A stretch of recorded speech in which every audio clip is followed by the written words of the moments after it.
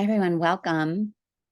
I'm hoping you can hear me. I'm using a different kind of audio setup because we've got some sound going on above us. So if you can't actually hear me, or if you can hear me, if you could put that in the chat box, that would be amazing. So I kind of know what's going on. We can hear you. Thank you, Liz. I appreciate it. There's some construction going on above us. And so I'm using a microphone today that will hopefully you'll just hear my voice and not the construction. But I also have Sean here on guard if we need to go upstairs and tell them to be a little more quiet. So we'll see how it goes. Hi, everyone. Welcome to today's Wisdom Wednesday. Great to see so many of you joining online. We are going to talk about the nervous system today, which seems like old conversation, but I have been studying it in more depth and have some new understanding of it that I'm really excited to share with you.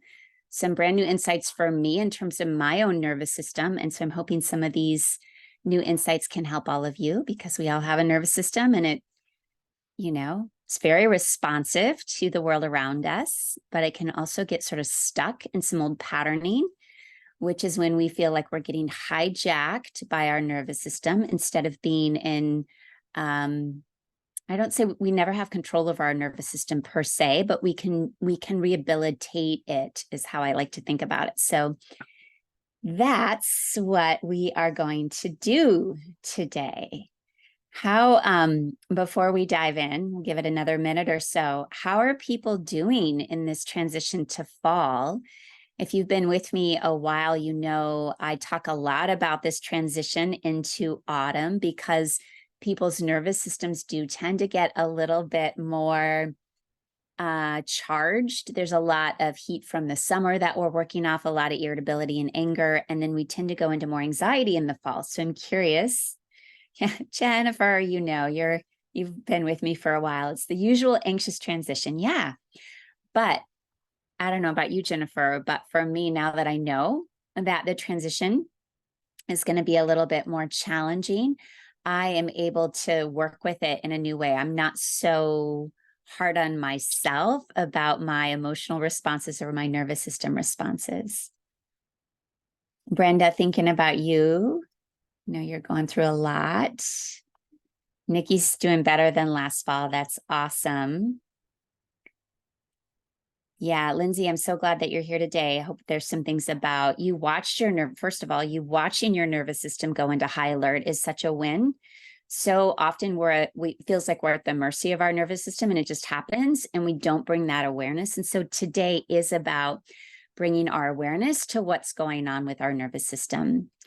Barbara, I'm with you. Wild emotional fluctuations. Again, really, I will tell you all, this wasn't necessarily a part of what I prepared for today, but the two really key times when our emotions seem to be in most flux are the transition into fall. So September 22 is coming, and the spring equinox as well, which tends to be around middle of March.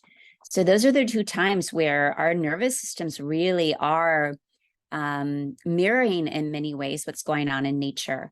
Usually, ironically, easier transitions into winter and summer, fall and spring tend to be the ones that are most like this, right? So again, when we know that, oh my gosh, we can have so much more kindness towards ourselves. And actually, I just saw a friend this morning and I said to her, I'm really gearing up to add in a lot more pointed self-care in these next 6 to 8 weeks, because I know this tends to be my challenging time. So I'm amping up all the things and tools that I know and adding some new ones in to really help me. Yeah, we're all speaking the same language here. Margaret's like, yep, my nervous system is raving. So hopefully this conversation is going to be timely. There's about 70 of us on live today. This is being recorded, so if there's some things in it you want to go back and listen to, it'll be available in about 24 hours. And please share it with other people that you know can benefit as well. So let me get us going here.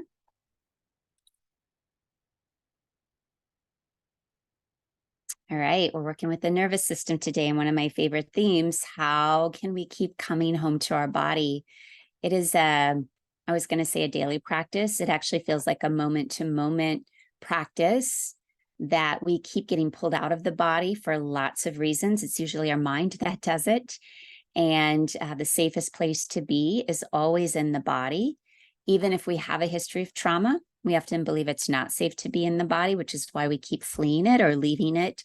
But absolutely, it is the safest place to be. So we're going to talk about how we can build some resilience. This seems to be a big theme for me lately, and a lot of my teaching coming up is going to be on this idea of resilience. We can really build our own inner strength and resilience. So this is what we're doing today. We're going to talk about maybe what we've learned about the nervous system could be slightly inaccurate or not maybe fully complete. We're going to talk about our default response to stress. We all have one. It's really good to know what yours is. I'm going to talk about this trustworthy center we can build. And then today, we're going to do, I'm going to give you lots of tools, but we're going to actually practice the tools. So we're going to do a nice sort of settled integration at the end to really take everything that we're learning and apply it in the moment. It won't be more than maybe a 5-minute exploration. But one that I hope you actually feel some very significant and quick effects. Most of you probably know who I am. I always add this slide in because I hear from people in these Wisdom Wednesdays that are new, that are just kind of joining in, maybe see it online. I really feel like my work in the world is doing bringing people's awareness to this deep integration between the body and the mind. And for me, it's the integration of psychology and yoga, but there are many ways to integrate our body and our mind. I have I've been on sort of a 6-month hiatus, so I haven't really been teaching any programs. I've been actually doing just a lot of my own inner self-care and my own inner healing, but I'm gearing up for some things this fall. I just got another grant to work on a big program called Tender. This will be our 3rd year in a row to offer it. Really excited. We're calling it Tender 3.0. The theme this year is resiliency.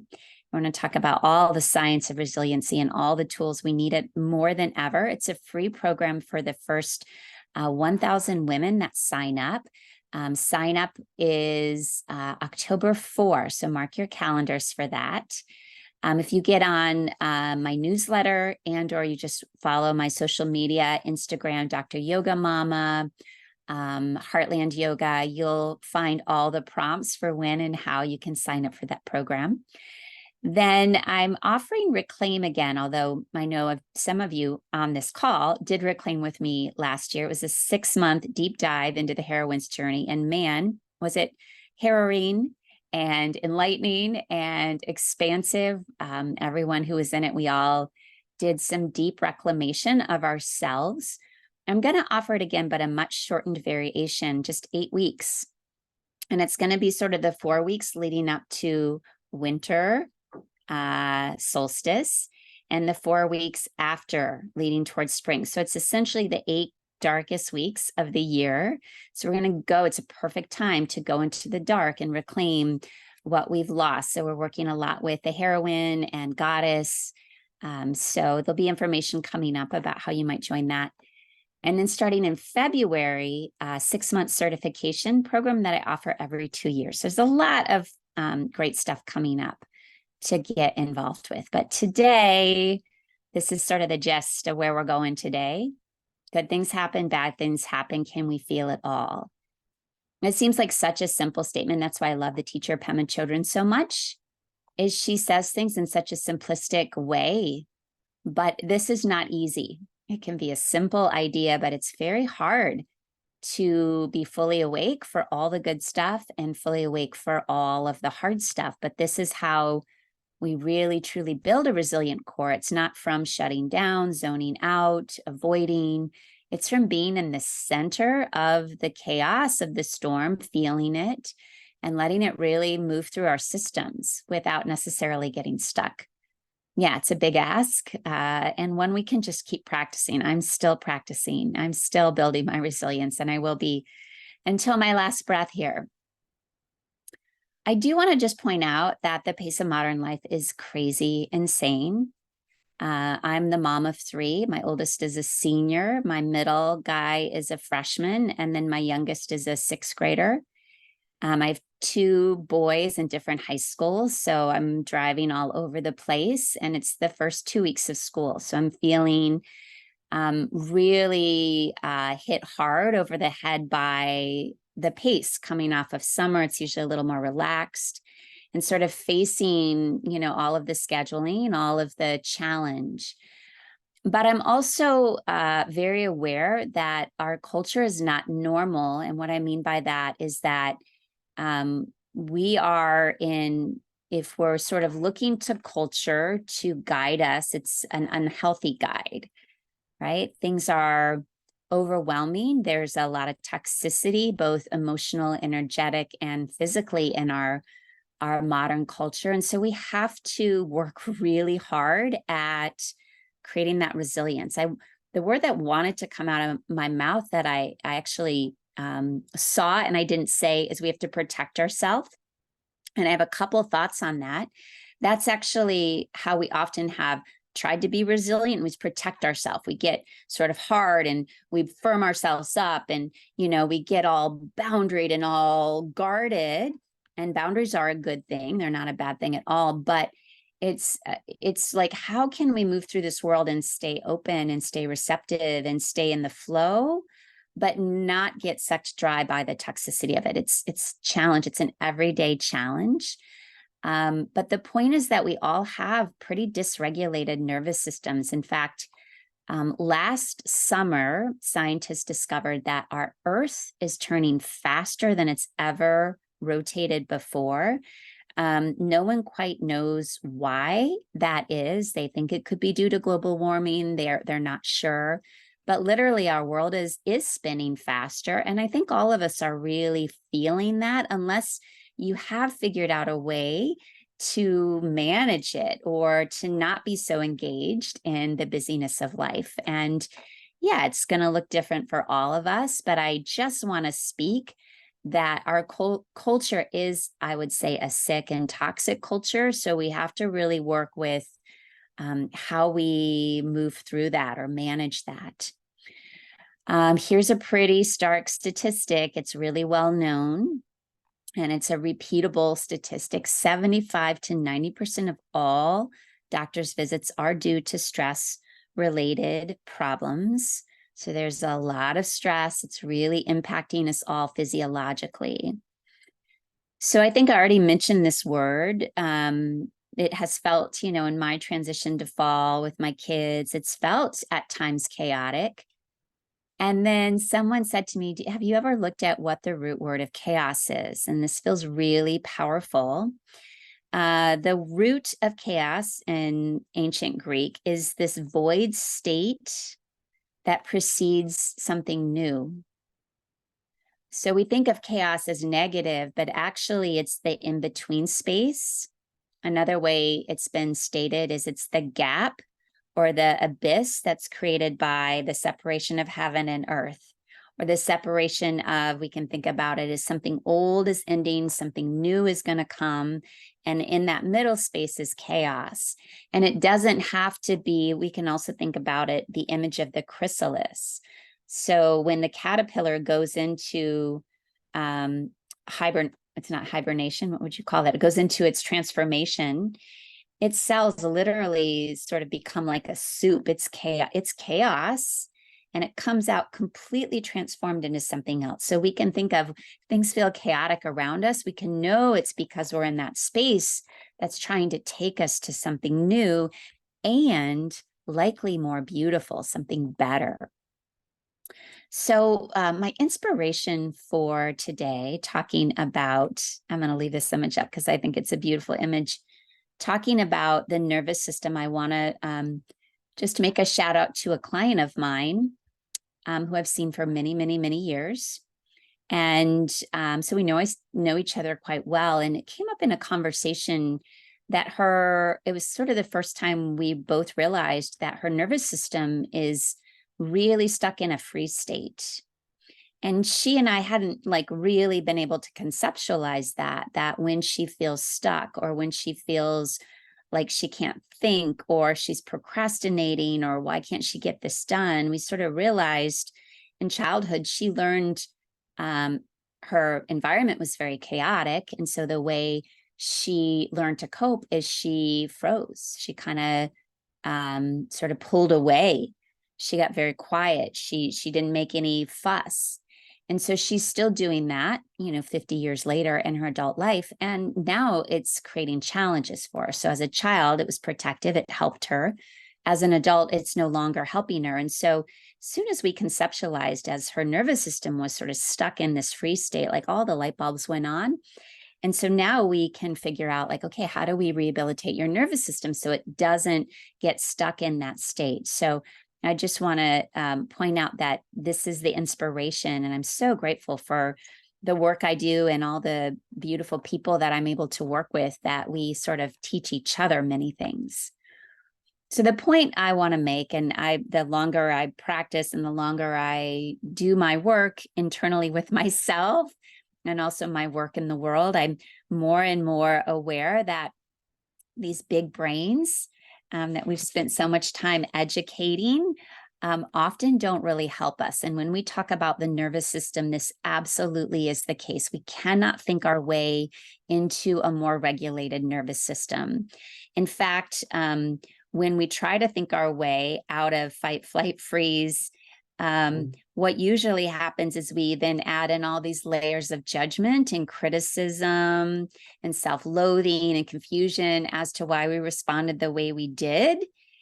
And the point I'm going to drive home, hopefully over and over, is you actually have no control over how your nervous system reacts in the moment. It's like an autonomic thing. But then our brain gets in there and makes a bunch of stories around it. So my point is, we cannot think our way into a different nervous system.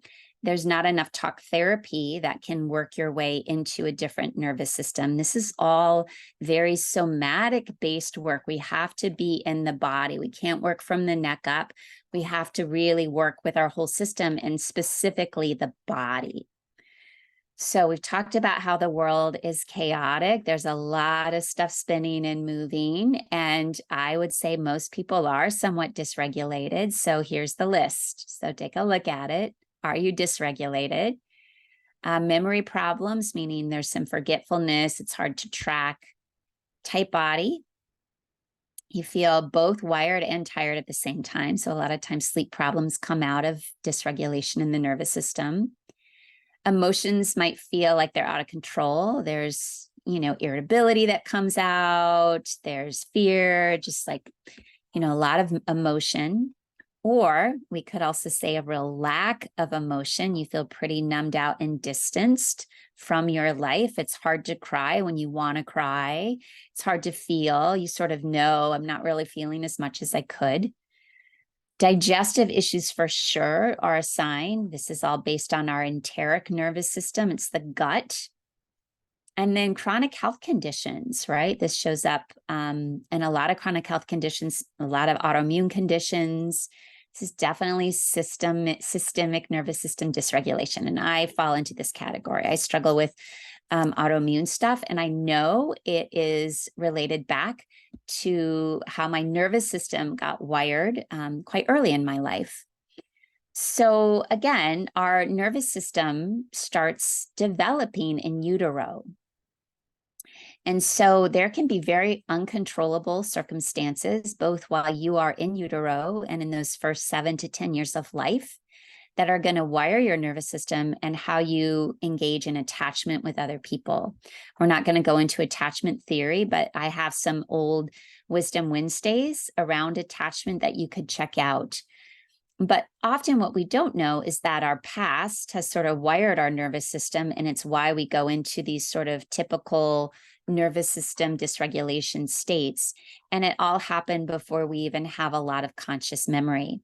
I have a client who had a very, what felt like quite calm and stable and steady childhood, and yet kind of realized that while they were in utero, their mother was under some really, really high stress situations.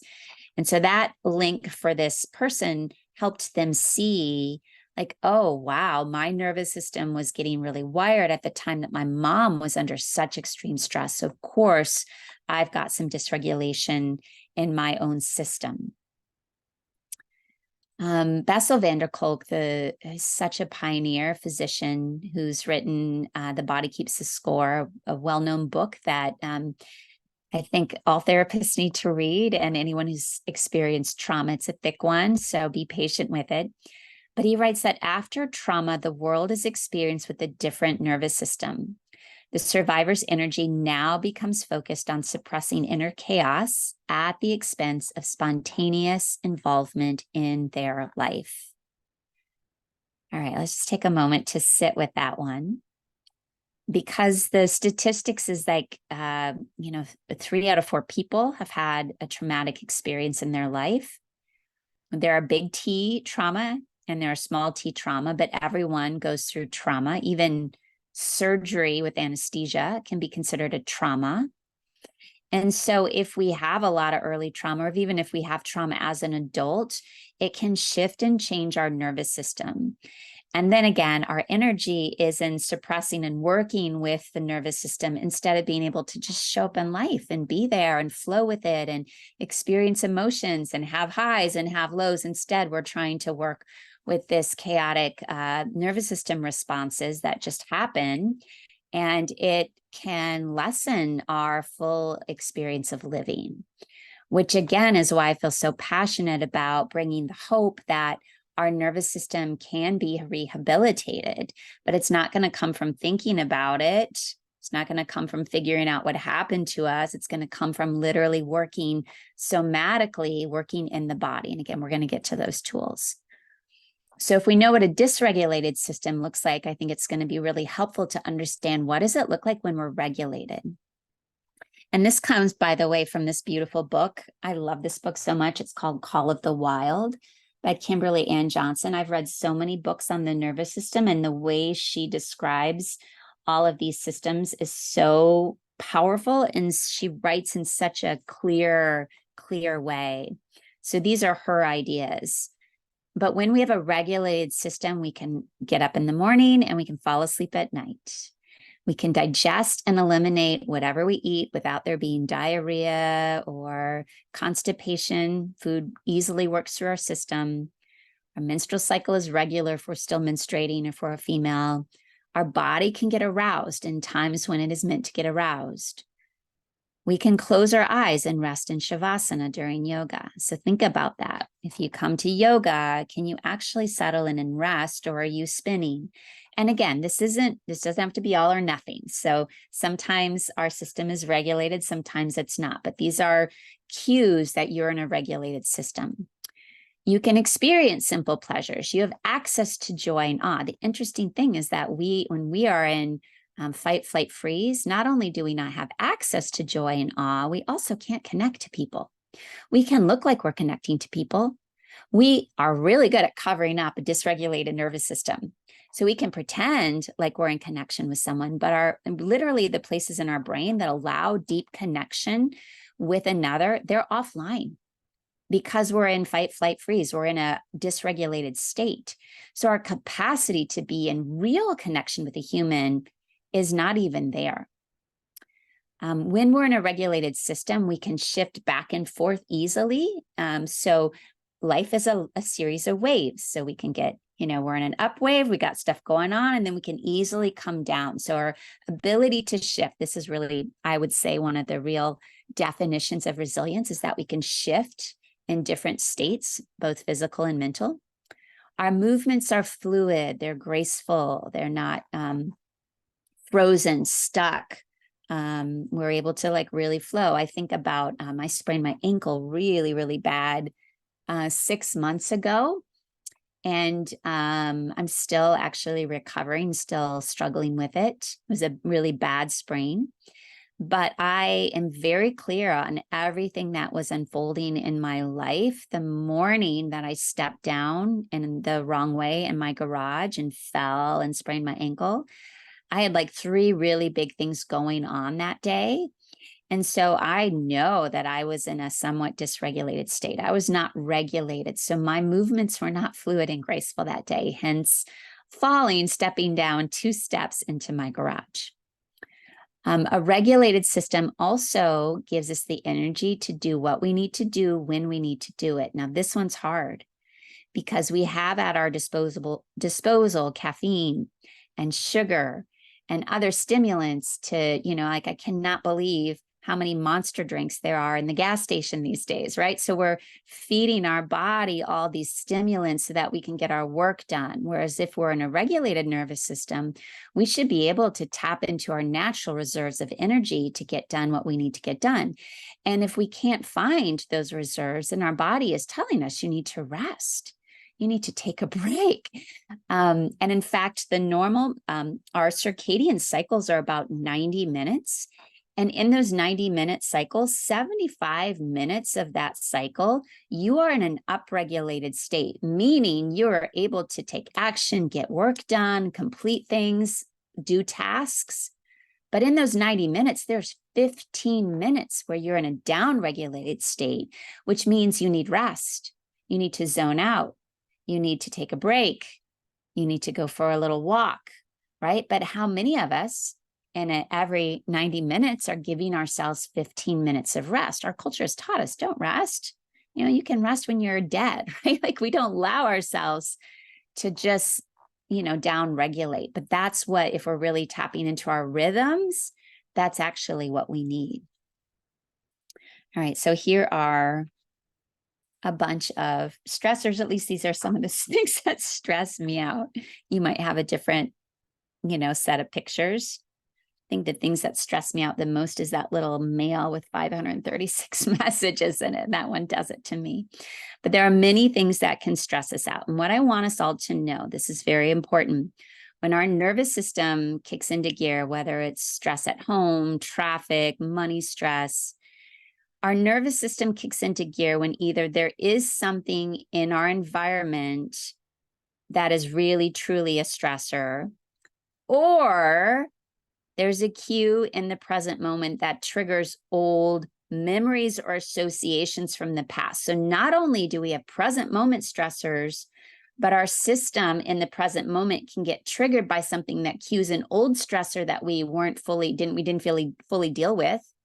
It's still in our system and it triggers us. So there again is the tyranny of the past. It's not just present moment stressors that come into play, but things in the present moment can trigger old stuff that we didn't deal with that then starts to unfold. So what I want to go through is just Nervous System 101. Hang with me here because it is new, at least it's new on some level to me. And I'm going to try to do this quickly and in a way that is not boring because you're like, yeah, we know, we learned. So what I learned in graduate school is we have fight, flight, or we have rest and digest, right? And clearly we want to be the yellow bird, resting and digesting. And that somehow it's good or bad. Fight and flight is bad, rest and digest is good. Fight and flight is the gas pedal, rest and digest is the brake pedal, right? So, if we could just, how many times have we heard, if you could just calm down, everything would be okay, right? We want to make it very simplistic. And early on, when I learned this in grad school, it was a little more simplistic. Well, thank God, Stephen Porges in about 1994 figured out that our nervous system is much more nuanced than this. And so, actually, I had this slide. I used this slide several years ago in a talk I gave, and I only had 4 Fs then. So even in the last year, I've added another F, right? So there are 5 possible things we do in response to stress. And the first thing, these are actually in order from left to right. When there is a stressor, the first thing that gets engaged is what's called, and this is Dr. Porges's work, our social engagement system. So when we're threatened, we first try to reach out. And this can look like fawning. It can look like I'm going to be extra nice. I'm going to be very polite. I'm going to ask please and thank you. I'm going to figure out what they need from me. It can also be fitting in. this is the new F for me, which is, it looks like we camouflage ourselves. We sort of like stay small. We try to blend in. We don't over talk. We can be hide behind technology. But when a stressor happens, our first response is this response to our nervous system that's sort of called this social engagement system. But if that doesn't work, we will go into fight or flee. Fight is we're going towards the stressor. Flee is we're moving away from the stressor. And then the last one is we might freeze. So if the social engagement doesn't work and fight and flight also isn't working, our nervous system will go into a freeze state. It's a collapse state. It's sort of when we feel like we can't quite think. We are a little resigned. We might dissociate or at least feel a little disoriented. At its extreme, so again, all of these are continuums. We might completely shut out, blank out, not remember what happened. So the key with all 5 of these Fs is you don't get to choose which one you want to go into. It's not a choice. It's automatic. When your system is under threat, your response is not a voluntary. I think I'm going to choose to flee right now. That's not how it goes. You don't decide which one you're going to choose today when a stressor comes at you. It's based on your past. It's based on your wiring from your childhood. It's based on what's worked in the past for you. If freezing really kept you safe in the past, it's going to what your nervous system is going to keep doing because it worked for me before. So the point is, it's not your fault if you get stuck in fight, flight, freeze, or you're falling a lot, or you're always trying to fit in by remaining small. This is all based on how our nervous system has adapted.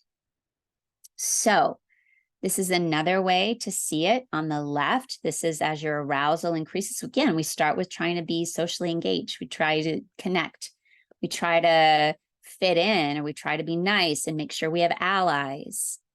If that doesn't work, we move up to fight, flight. If that isn't working, then we go into that freeze state, right? So this is sort of how our nervous systems respond. And the average adult is going in to a nervous system response 8 to 20 times a day. Now, ideally, after the stressor is gone, the nervous system can re-regulate itself. But the point is that a lot of our stressors are very chronic these days, and many of us are in a little bit more of a sort of stuck place. We have a default response. So this is what I want you to think about in yourself. And you might respond to all of these. When you're stressed, do you get anxious? Do you get irritable? Do you get overwhelmed, confused? Do you get isolated?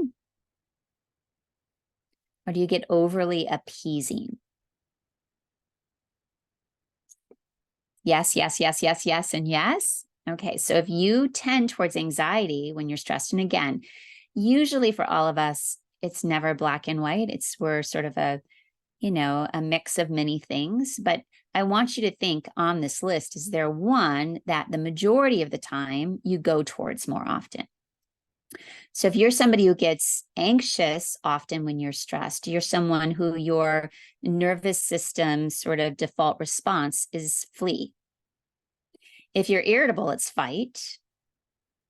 If your tendency when you're stressed is to feel like a little overwhelmed and spacey and confused, that's freeze. If you tend to want to isolate, detach, that's the fit in, camouflage yourself. And if you go towards trying to make sure everyone's happy around you, everything's okay, everything's fine here, that's fawn. So again, is there one that you tend to be more in alignment with? My guess is there is. For me, okay, if I go back here, for me, I've learned that I do tend towards anxiety, so I do flee. Like I get out of stressful situations. There's an interesting theory, although there's not research data yet to back it up, that women with their higher or their different levels of hormones we tend to have more estrogen and oxytocin, that we tend to not go into fight as much. We're more flee and freeze, right? So that's just a theory. There's not the data yet. But I do wonder how this falls out, if based on our gender or gender identity, I don't know, but I think it's an interesting theory. So I tend to flee and I tend to fawn. Those are my two ones. I get very appeasing. I make sure everything's okay, everything's in place. No one's going to get upset here. And then I tend to worry and feel myself get anxious, like my energy moves up. Maybe you're more irritable, or maybe you just kind of like zone out. You get sort of confused and things start to spin. That's definitely a freeze response. Okay, so whatever our default response is, it's not our fault. It's how we've been wired. But why do we have a default response? Well, again, it's due to our history. How were things wired in as a child? Did we have some perinatal trauma? Did we have some trauma that happened early in our life? So I did have a trauma that happened early in my life at the age of about 5 or 6. And I definitely went into freeze in that response because that memory got very repressed and I couldn't even really fully remember it.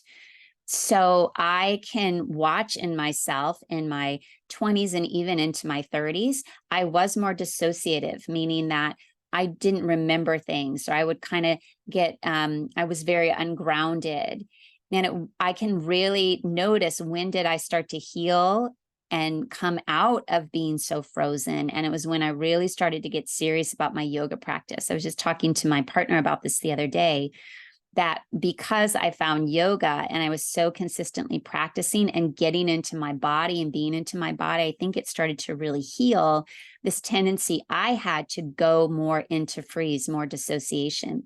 So now I can see I don't go into dissociation very much. I'm much more in that anxious flee or in the fawning response to stress. So I can see how I actually did rehabilitate part of my nervous system, that freeze response.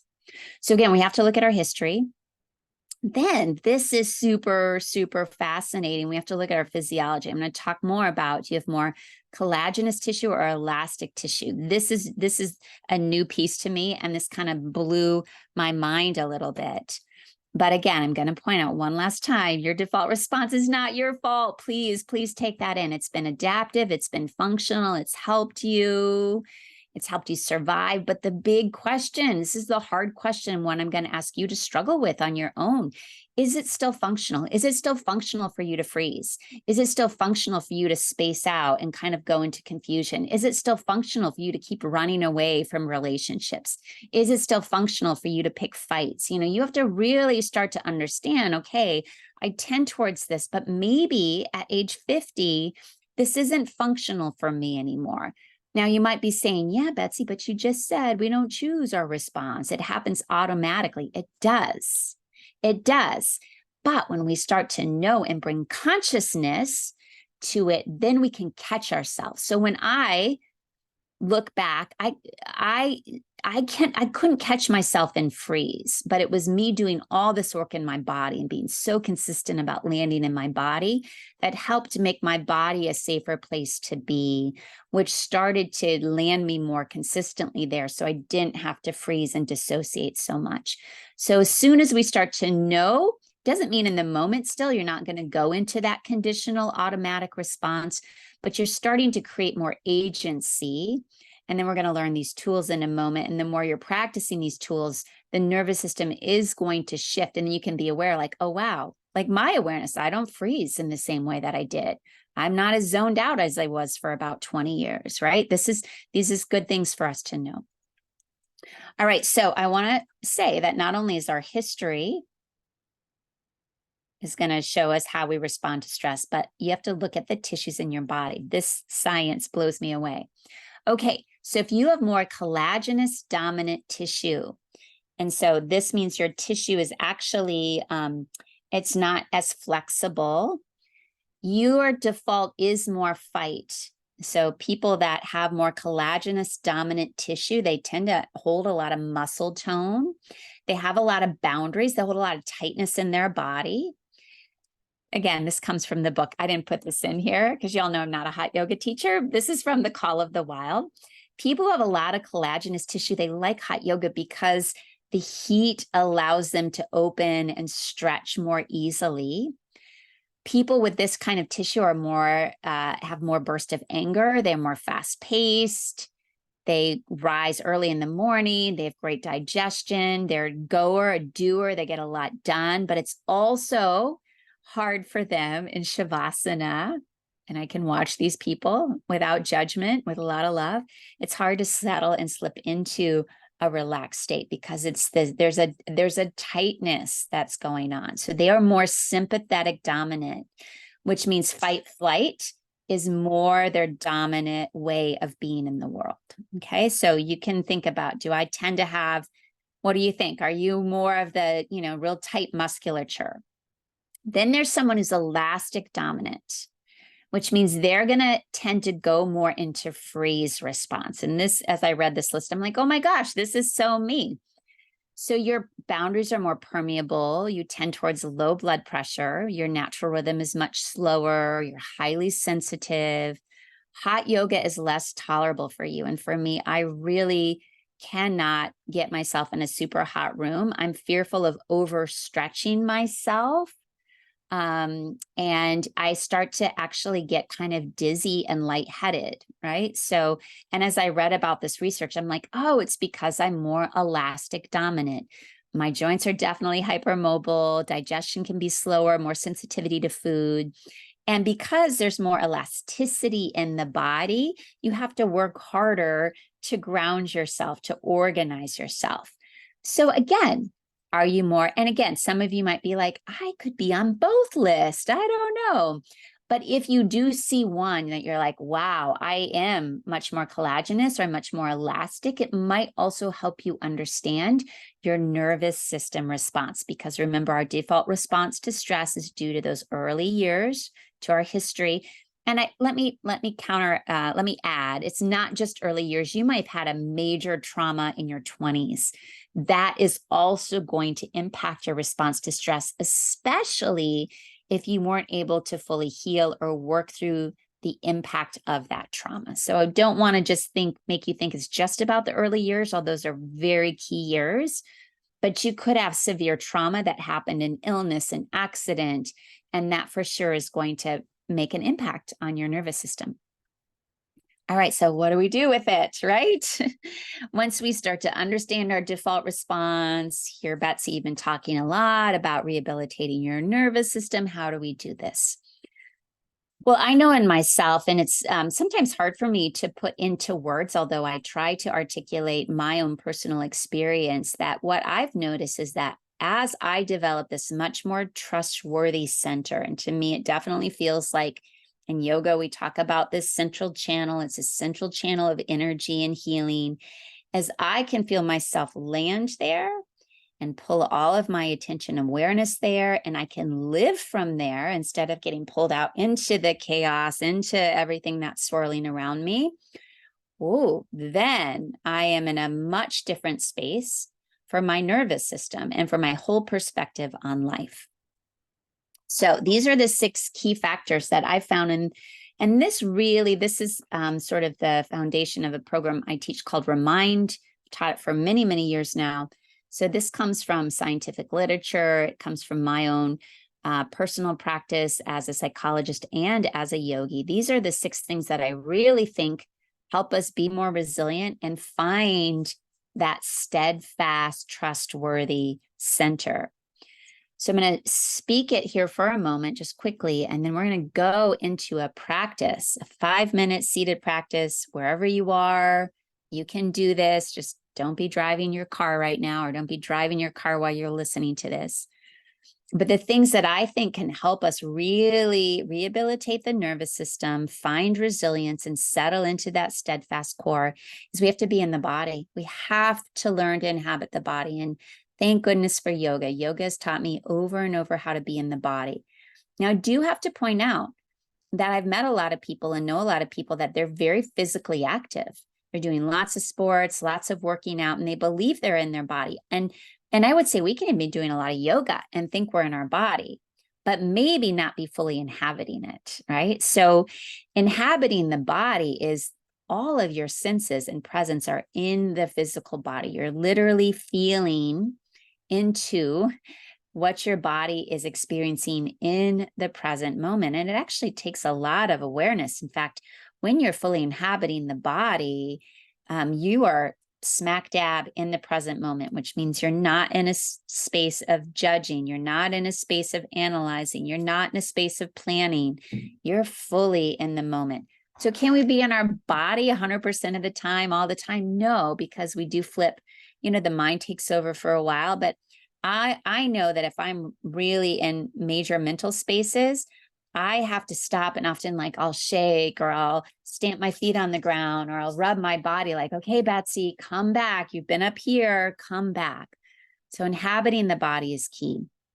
The second thing is using our five senses to orient us and really starting to more deeply tap into the rhythms and cycles, not only of the body, but of nature. So when we start to tap into our own physical body, our body aligns with nature so beautifully in the seasons, but we have to be in the body to start to really be able to connect to the deeper wisdom. So that's the connection to our five senses and the rhythms and cycles. Regulating our breathing, working with sound, coming back to the present moment over and over. And then last but not least, working with new narratives is really, really powerful. So I am going to pop out right now. I want to see if there's any questions, and then we're going to go into a practice together. Anyone have questions on anything that I've talked about? And then we'll make sure that we start our practice at about 12:50. So we've got about 5 to 8 minutes to do the practice and then answer any questions after that. Can you define functional? And do you mean, Natalie, a functional nervous system? Is that what you mean? Our nervous system, so again, it's not bad for us to go into fight, flight, freeze, fawn, fit in. This is the way that we stay safe in our world. So none of those responses are bad. What I would say a well-oiled functional nervous system looks like is it goes into those places, but it doesn't get stuck there. When the threat has passed, you're able to return to that calm center. You're able to return to a sense of stability in yourself. This is why we want to build resilience, because the world is hectic and crazy and there's a lot going on and it's not going to end. It's just going to keep amping up. And so we want to develop in ourselves this capacity to, when there's a stressor 8 to 20 times a day, okay, your body's going to react. Your nervous system is going to come online. And then can you, after the stressor has passed, how long does it take you? And we didn't go into the science today of heart rate variability. I didn't talk about the vagal tone or the vagus nerve. I have talked about those things in the past. And so I'll make sure that I get some of those links into it. I've heard of functional disorders. I think of that or no. Yeah. So,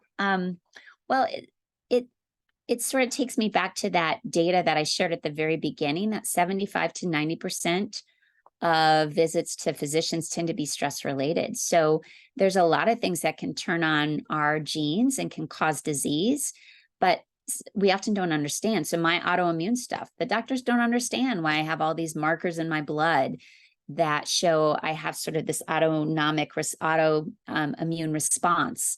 So there are a lot of things we don't understand about what causes disease, but we do know that the nervous system, we can work to really settle and calm it. And then there's good data for our health and our mental health if we're in a nervous system that is more responsive, is maybe the word that I want to use. Why are some able to have more of a physical emotional release doing breath work? It's a good question, Robin. Breath work, I would say it's number 4 on my list of the 6 things that can rehabilitate us. Breath work is powerful and intense.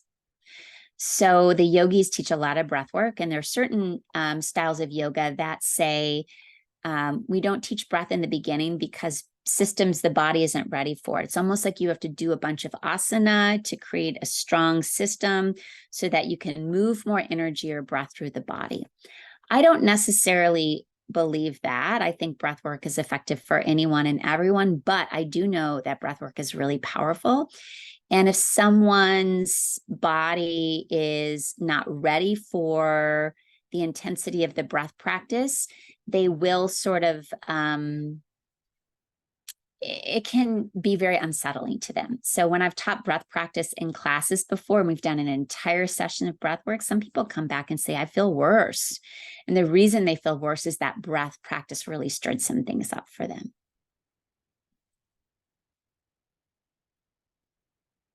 Okay. Thank you for all these beautiful questions. I'm going to save this and I will put in the Heartland Facebook the answers to this, some about like the artwork of the chaos I do of the artist. I will find that for you. Okay, but I do want to take us into this practice. How does that work? How does that sound? 12:50. We've got 10 minutes to do this. So if you can't do this now, watch again, because this is going to be a powerful practice in a very short window of time to shift your physiology and to shift your nervous system. And if you can imagine doing this on a more regular basis or doing aspects of this practice on a more regular basis, imagine how your nervous system could start to shift. It could rehabilitate. It could become more responsive. It could not get so easily stuck in an old pattern. Okay. So let's take a nice deep breath in and close the eyes. Now, I will say that for some people, closing the eyes creates more anxiety. So if sometimes people, when they close their eyes and go in, they feel more anxious. If this is you, don't close the eyes. Keep your eyes open and keep your gaze just nice and soft. And I'd actually like you, if your eyes are open or even if your eyes are closed, almost imagine that your gaze is moving back. It's almost as if your eyeballs are softening into the back plane of the body.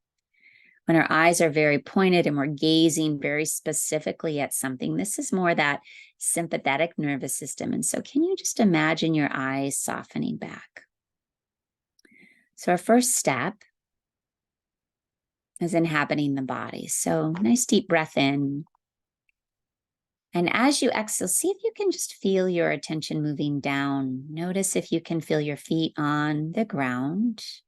You might even wiggle your toes, or if you're having a hard time getting your attention all the way down to the feet, you might even just pat your feet on the ground or rub your feet back and forth on the earth, just really seeing if you can get some of the attention and awareness of your mind down into the feet or into the pelvis. So really inhabiting the body. This is one of the first cues I give myself and the students I work with, is see if you can get your attention down into your feet and into your pelvis.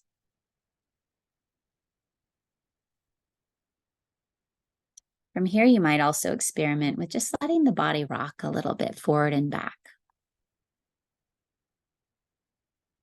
Or maybe even side to side. It's like we rock a baby to settle their nervous system. The same thing works for adults. And it can be very subtle. It can be very easy, just a little rocking action. Still noticing awareness in either your feet or your pelvis.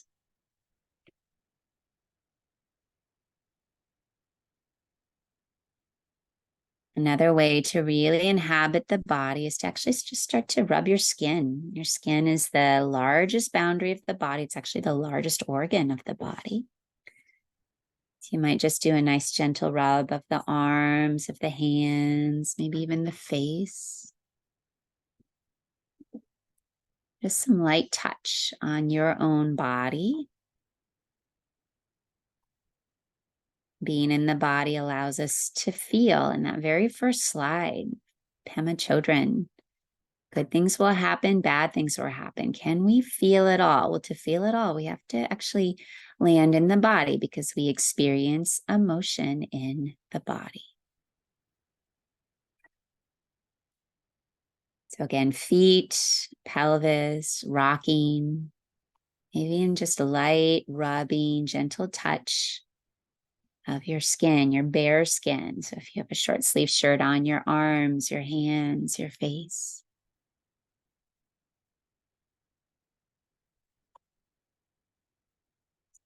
So as we attempt to create or continue some awareness in the body, we're going to move into the second set of tools, which is attuning to our senses.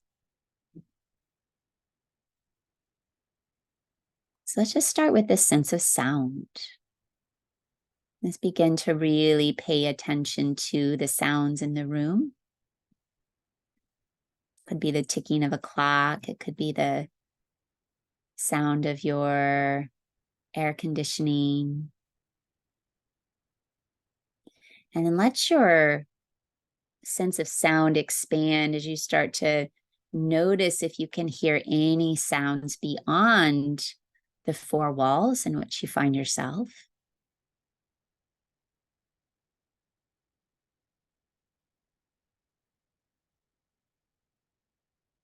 In addition to sound, notice any particular smells. See if you can notice any particular taste in the mouth.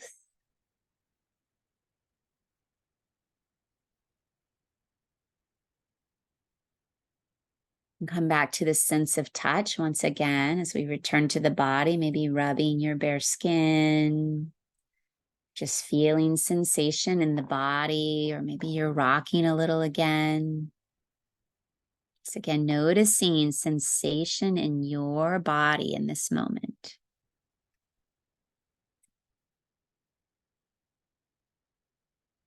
And then our fifth sense of sight, you might just let your eyes blink open and take in the space around you. Or if your eyes are closed, you might notice any visuals of light, dancing shapes behind your eyes. You can visualize space in nature.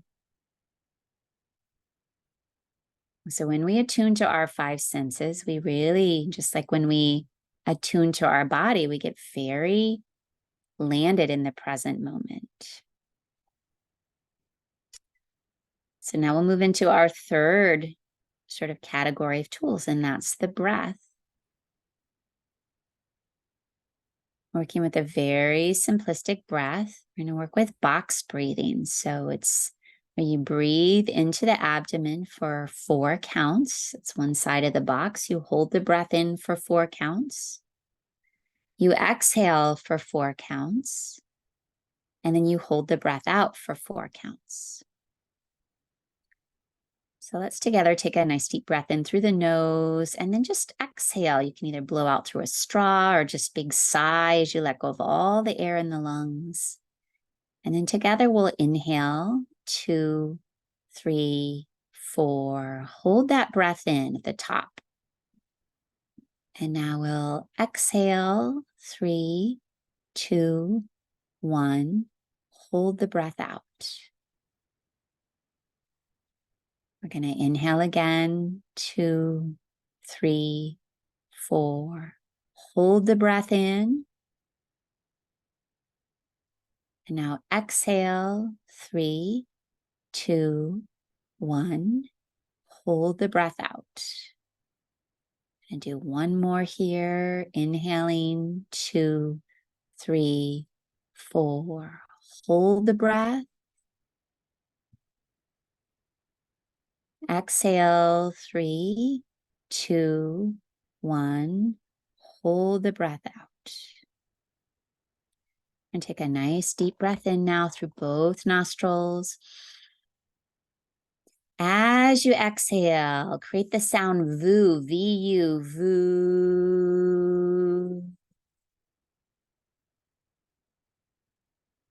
All right, let's do that again. Inhale. As you exhale, it's the sound VU, V-U, VU. You can do that one more time on your own as you exhale and create that sound VU. This particular sound is thought to reverberate in the enteric nervous system. So I'm actually rubbing my belly right now. It's the gut, right? So it's working with our vagus nerve, vagal tone. So what we know is that actually any sound, humming, singing, oming, the sound voo, starts to resonate very deeply in the body and will calm us. And when we do it in a group, it's even more calming. So just know that's another tool in your box, humming, singing, creating the sound voo in your car if you need to shift your nervous system.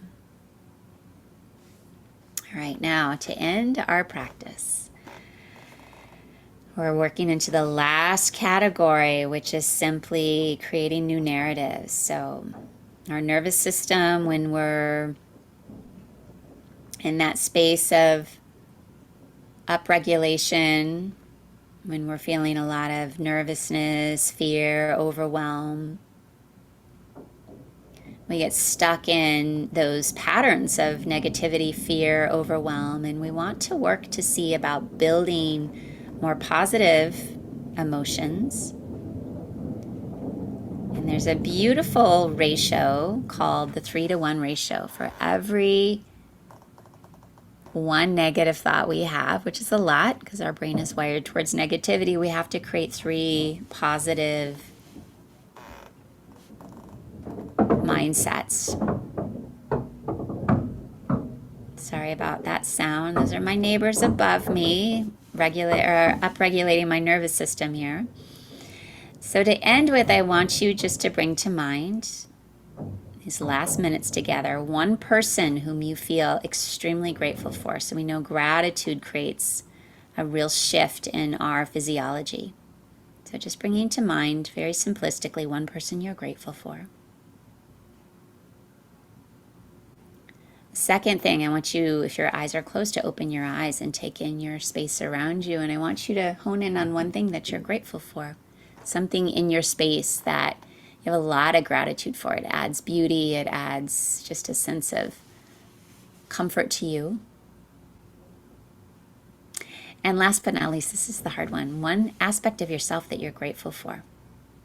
It might be your tenacity. It might be that you carved out 60 minutes today to learn about yourself and your nervous system. 3 things. All right, and let's rub our hands together. Create, again, sensation in the body, inhabit the body. And we'll place those hands right over the eyes, letting the heat from your hands settle into your eyes. Clear seeing. May we all move through this day with clear seeing. Let's bring our hands back together. Rub, rub, rub, rub. Inhabit the body. Feel the energy in the hands, and then place the hands on the heart. Just let the heat from the hands really settle into that heart space. So may we move through this day with love and compassion for ourselves and others. And then last but not least, rub, rub, rub, rub, rub, rub, rub. Again, this is a great way to get embodied. Now place those hands on your thighs and just really press your legs down. May we move through this day with a sense of grounding, that stable, steadfast core. All right. That was our 10-minute practice, which as I look at my clock, it was more like a 13-minute practice. But I hope it was helpful, and I hope you sort of see that there is a shift in your internal state by engaging in that practice. And you can pull out little parts. You don't have to do the whole thing. You can do the box breathing. You can do the 5 senses. You can rub the body. You can make the sound voo or hum or sing your favorite song. You can work with the 3-to-1 ratio. So many tools here. So we're going to get this up on YouTube so you can watch it again if you need it. Reach out with questions, info@heartlandyoga.com. And some of these other questions about the artwork, I'm going to find the artwork for chaos. And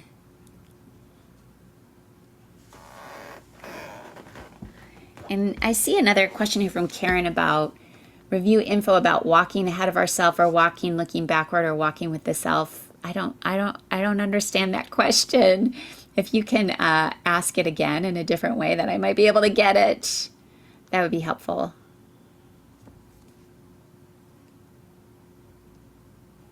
Oh, and Barb, I love this. She watched the Earthing movie, which is also amazing. I watched it last summer at this time because I remember I got COVID. And so I spent my COVID time outside trying to be on the earth. And then I actually ordered some like earthing mats from the earthing company. I don't know about those as much as just being on the earth.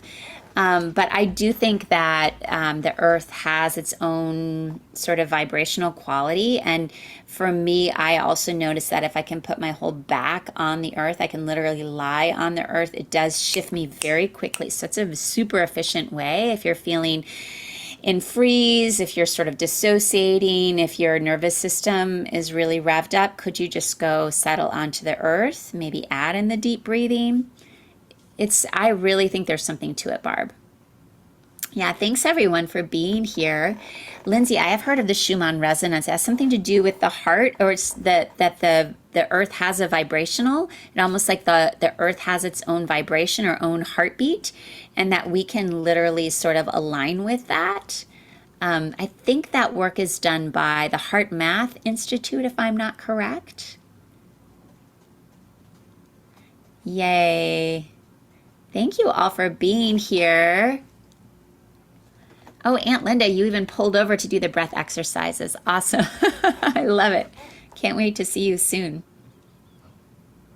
Yes, gratitude everyone for showing up and being here with me. I can always feel when people are here in live in person, even though I can't see you. So I really, from my heart, thank you all for showing up live because it gives me a lot more energy. And actually, it's really interesting.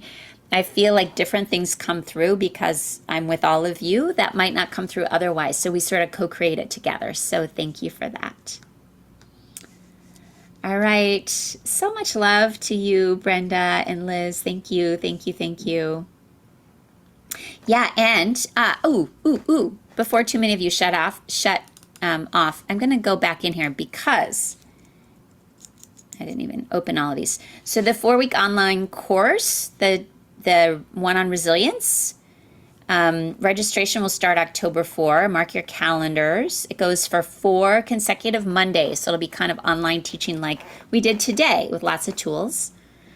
And then there's going to be an in-person event. This is the second part of the grant that we got this year that we're really excited about. This will be more limited. So registration for that opens October 23, the first day of the online program. And the actual event, which will be in West Branch at Little Lights on the Lane, will be Friday, November 17th. So mark your calendars for all those dates because the 4-week online course will be free for the first 1,000 people. The Resiliency Summit, there will be a cost to it, but it will also be partially covered by the grant. So you won't pay as much as it will cost us to put it on, but there will be and there will be some free scholarships for it as well. So just again, those dates, get them in your calendar. And I will be back with all of you a month from now. And that actually is, I believe, yeah, it is the day that the Tend Her opens for registration. So it'll actually, if you mark your calendars for next first Wednesday of the month, which is October 3, I'll be doing actually the whole conversation will be about resilience. And then registration after Wisdom Wednesday will open up to join the 4-week online course. So come back and tell all your friends to join me next month for Wisdom Wednesday as well. Okay. Thanks, everyone. Yeah, Barbara, I'll see you in Dublin. Aunt Linda, I'll see you in Ireland. Going off for another yoga meditation retreat. So it'll be good. All right, everyone. Mwah. Thanks, everyone. Have a great Wednesday. We'll see you soon.